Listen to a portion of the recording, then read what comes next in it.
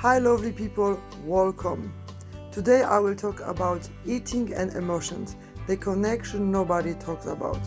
Quick note before we start, I am sharing this as a nurse and from my own personal experience, but everything on this channel is for information and education only, not personal medical advice.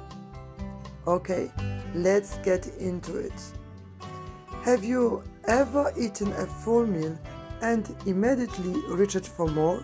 Not because you were hungry, but because something inside you needed to be filled. Have you ever finished an entire pack of something and barely remember eating it? Because you were stressed or tired or just feel empty?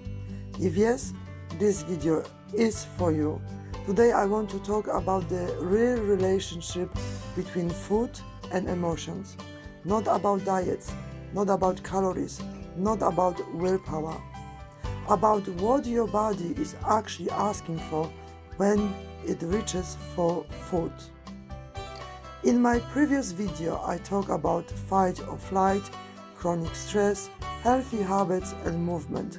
Today we go somewhere more personal, more vulnerable, because this is something I live for years, and understanding it changed my relationship with food completely.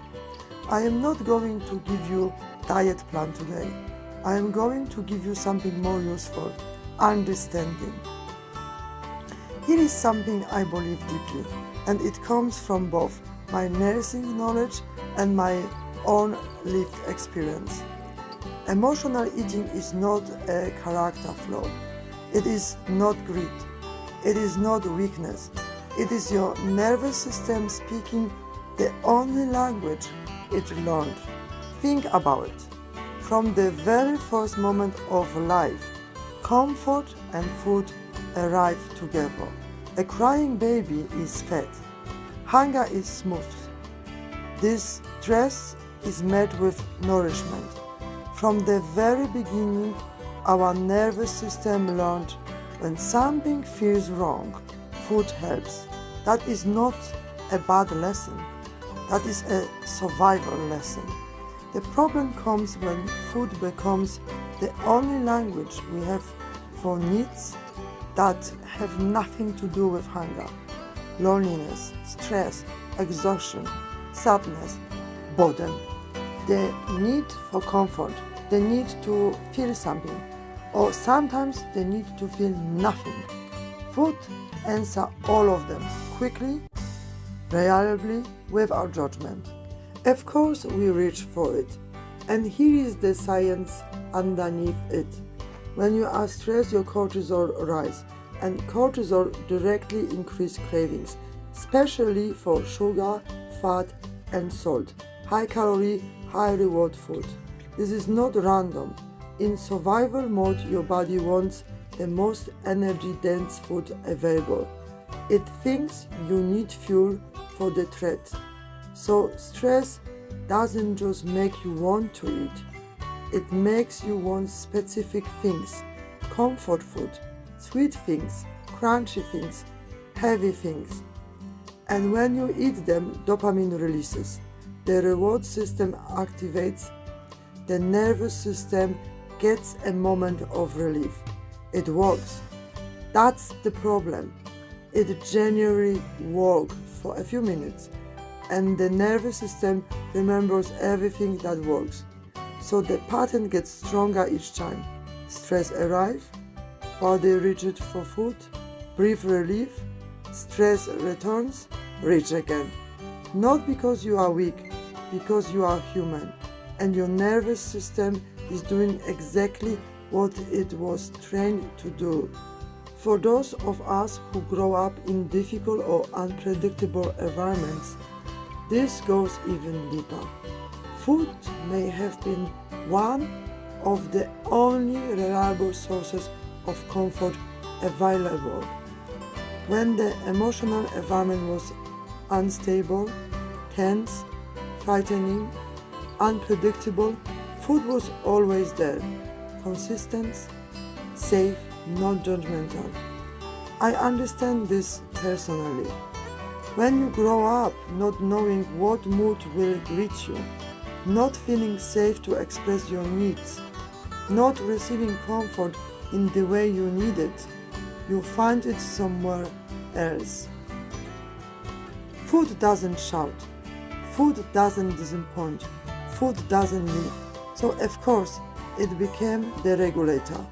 Understanding this is not an excuse to keep the pattern forever, but it is an essential fourth step because you can't heal something you are still shaming yourself for. The eating was never the problem.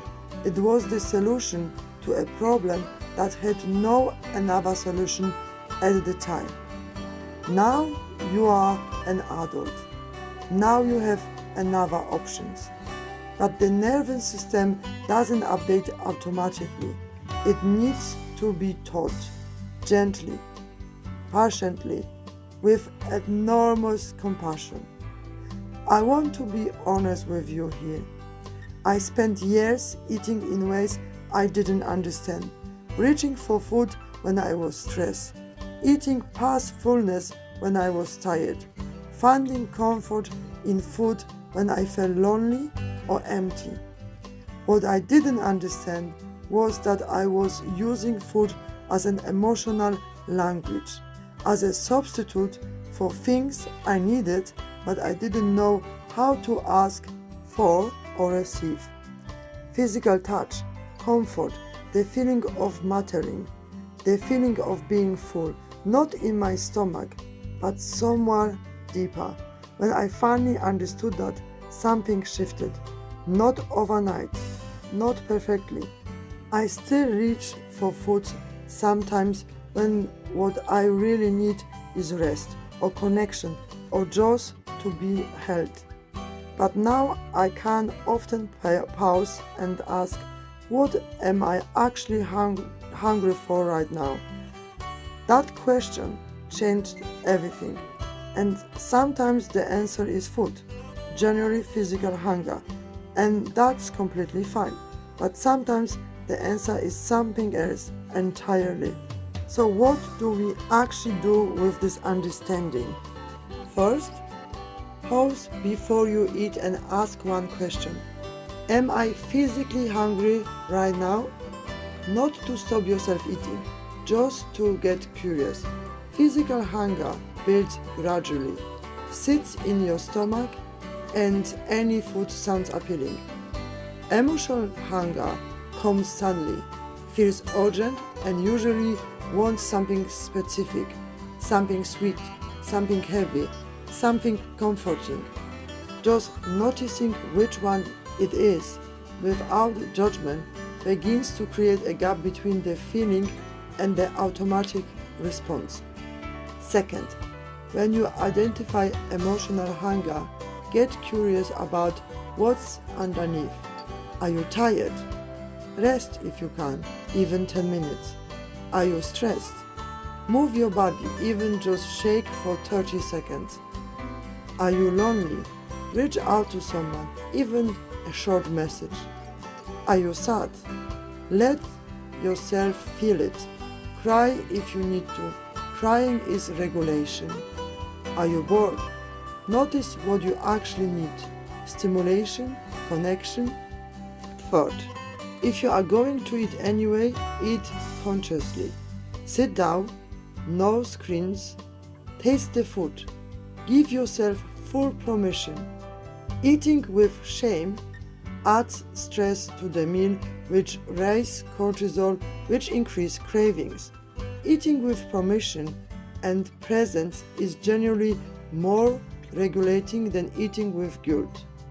Fourth, find physical substitute for comfort. This one I discovered myself and it works. When I noticed I was reaching for food for comfort, for the physical sensation of being nourished and held, I started hugging myself instead, literally wrapping my arms around myself. It sounds simple, it is simple, and it works because it directly addresses what the nervous system was actually asking for. Physical comfort, warmth, the feeling of being held. Your nervous system doesn't always need food. Sometimes it needs to feel held. Fifth, give yourself enormous compassion. This pattern took years to build. It will take time to shift. Every moment of awareness is progress. Every time you pause and ask the question, even if you eat anyway, you are building the new pathway. Progress is not perfection. Progress is awareness, and you already have that. I want to say something important before I close. This video is not about eating less. It is not about having a perfect relationship with food. It is about understanding yourself more deeply.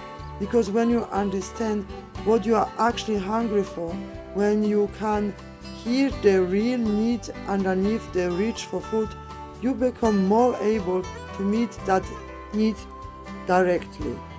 And that is where genuine healing lives. Not in the diet, not in the willpower, in the understanding. You are not broken, you are someone who finds a way to comfort yourself with what was available. Now you are learning new ways, and that is something to be genuinely proud of. Next week I'm going to talk about something that sits underneath all of this. How knowing yourself changes everything. How self-knowledge is not just an interesting idea, but a general tool for health, relationship, and life. If this video resonates with you, please share it. So many people are carrying shame about this that they don't need to carry. And tell me please in the comments what emotion most often sends you to the fridge. You may be surprised how many people share the same answer. Take care of yourself. See you next week. Bye bye.